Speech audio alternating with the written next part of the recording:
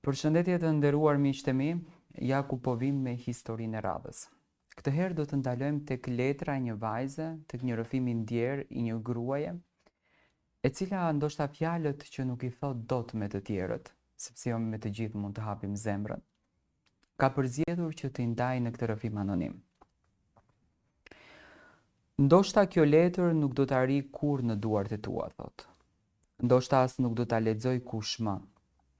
Kujdesin që unë e dua. Por unë e shkruaj sepse fjalët janë e vetmja shtëpi që nuk më është shembur. Janë e vetmja gjë që më ka mbetur kur gjithçka tjetër rreth meje është thyer. Ne nuk kemi më një stre. Muret që dikur mbronin fëmijërinë time janë kthyer në burg.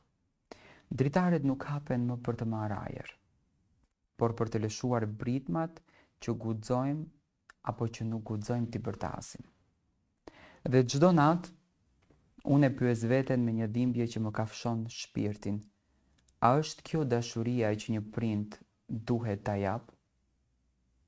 Babi im nuk është më ai njeri që mendoja kur isha e vogël. Nuk është më krahu që duhej të më mbronte, por dora që më dridhet për ta parë. Ai është stuhia që shkatëron, zëri që bërtet dhe dora që godet. Dhe ajo që më dhëm më së shumti nuk janë më plagët, por mënyra si çdo fjalë e ti më bëhet therrje në shpirt. Nëna ime, ajo qanë në heshtje.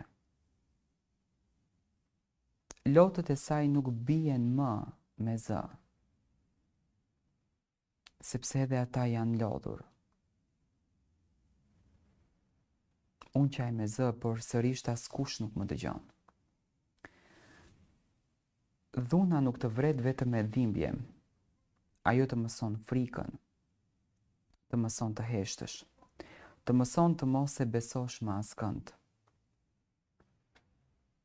Dhe kjo është vdekja më e ngadalë që mund të përjetosh.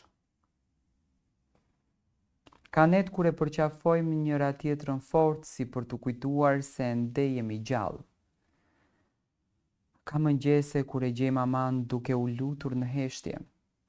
Dhe unë e di që lutja e saj nuk është më për veten, por për mua. Ajo do që unë të shpëtoj, do që të mos e trashëgoj këtë heshtje, por si shpëton një vajzë kur shtëpia e saj është burgu i saj. Ka raste që mendoj ndoshta është faim. Ndoshta bëra diçka gabim, por pastaj kujtohem që jam vetëm një vajzë.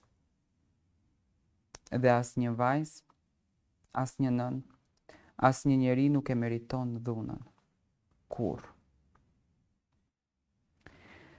Kur babai zemërohet, sytë e tij nuk janë më të njeriut që e njeh. Janë të ftohtë, janë bosh, janë të errët. Ai nuk dëgjon, nuk sheh edhe nuk ndjen. Dhe pas çdo shpërthimi, vjen ajo heshtje e rëndë, ku askush nuk flet. Ne rregullojmë çfarë është thyer, fshijmë gjakun, pastrojmë lotët dhe sillemi sikur asgjë nuk na ka ndodhur. Sikur plagët nuk janë të dukshme. Ato ndalojnë se ekzistuari, por nuk është e vërtet. Ato mbeten brenda nesh si një gjurmë që nuk largohet kurrë. Ka pasur ditë kur ai na ka nxjerrë në rrugë, mami dhe unë me një çantë në dorë në shi. Uleshim diku në ndonjë stre dhe prisnim që nata të kalonte. Atëherë kuptova se shtëpia nuk janë muret, por zemra që të mbron. Por edhe zemrat lodhen, zemrat thyen dhe ne në këtë rast jemi të thyera.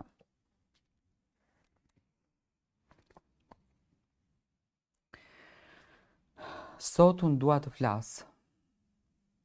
Dua të thyej heshtjen që më ka mbajtur peng. Dua ta them me zë të plot Unë jam viktime e dhunës, por unë nuk jam vetëm viktim. Unë jam edhe zë. Jam kujtim. Jam vajzë që mësohet të mos hesht. Jam vajzë që e di tashmë se çfarë nuk duhet të bëhet më kurrë. Unë dua që kushdo që e dëgjon këtë letër ta kuptoj një gjë të thjeshtë. Dhuna nuk është dashuri, nuk është kujdes, nuk është përmirësim, nuk është ndëshkim. Dhuna është fundi i çdo gjëje të bukur.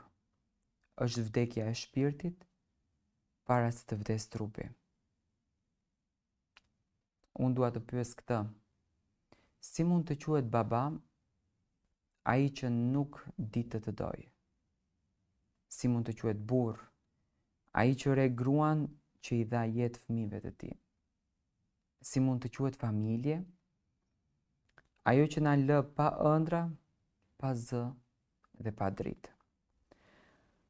Por sërish brenda meje jeton një shpresë e vogël, e brisht por e vërtet.